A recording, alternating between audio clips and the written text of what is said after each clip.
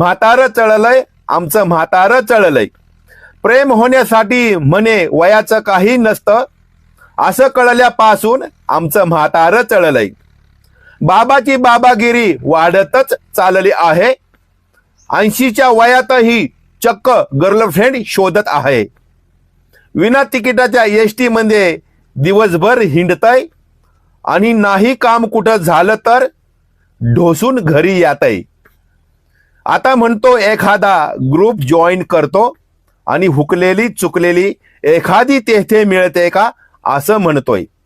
काय म्हणावं ह्या थेरड्याला, नको केली आहे आणि सुनेनी तर वेताची काठीच काढून ठेवली आहे.